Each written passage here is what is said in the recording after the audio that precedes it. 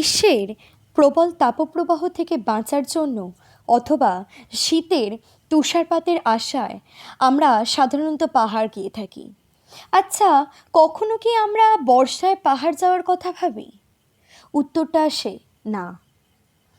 আমাদের অনেকের মনে চলতে থাকে বর্ষায় পাহাড় কতটা সুন্দর, অথবা বর্ষায় পাহাড় কতটা সেফ, অথবা বর্ষায় পাহাড় যাওয়াটা কি আদৌ ঠিক হবে। এই সব কিছুর উত্তর নিয়ে আজকের এই ভিডিও।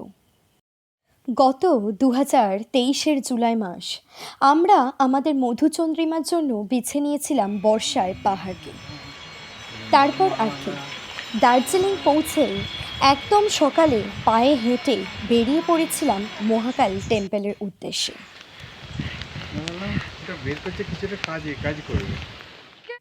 আগের দিন ওয়েদার ফোরকাস্টে দেখেইছিলাম আগামী 7 দিন পাহাড়ে একটানা বৃষ্টির পূর্বাভাস রয়েছে।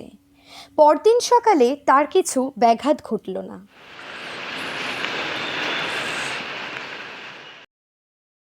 তাতে আমাদেরই বাকি, আমরা তো এসেছি বর্ষায় পাহাড়কে এক অন্য রকমভাবে চিনতে।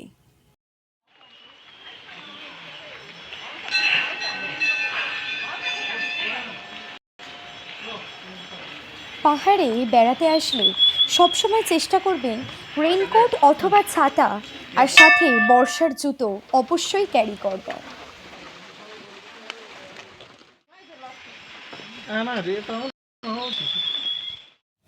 ম্যাল থেকে মহাকাল মন্দিরে আসার সময় এক কথায় পাহাড়ের সৌন্দর্য লেগেছিল অসাধারণ।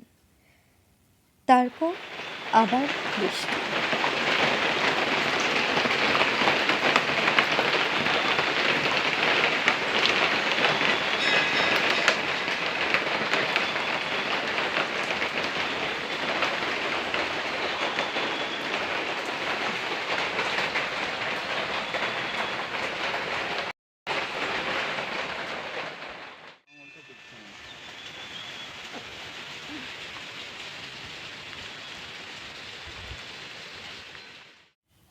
কোলাহলের মাঝের পাহাড় আর শান্ত নিরিবিলি পাহাড়ের বোধহয় আকাশ পাতাল পার্থক্য। তারপর যথারীতি হোটেলে ফিরে আমরা সাইট সিনের জন্য বেরিয়ে পড়েছিলাম। যদিও বেছে বেছে আমরা কিছু অফবিট সাইট সিনই করেছিলাম।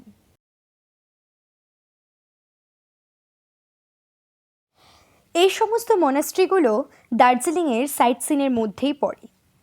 শান্ত পাহাড়ে বৌদ্ধ ধর্মের এই সমস্ত মনাস্ট্রিগুলো ঘুরলে সত্যি মনটা অনেক শান্ত হয়ে যায়।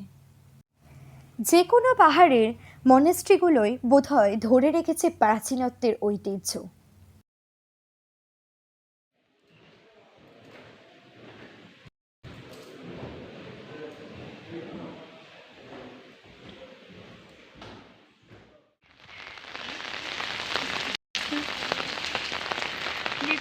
বৃষ্টি ক্রমশ বাড়তেই থাকে।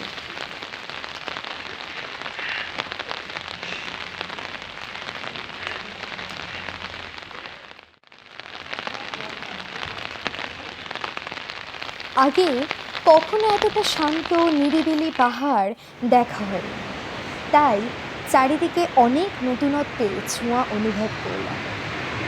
বর্ষায় বৃষ্টির কারণে টুরিস্ট একদম নেই বললেই চলে।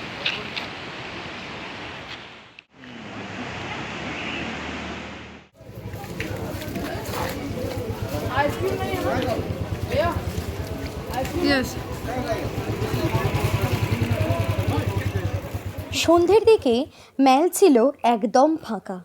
কুয়াশা, মেঘ, বৃষ্টির সে এক অন্যরকম ম্যালকে দেখেছিলাম।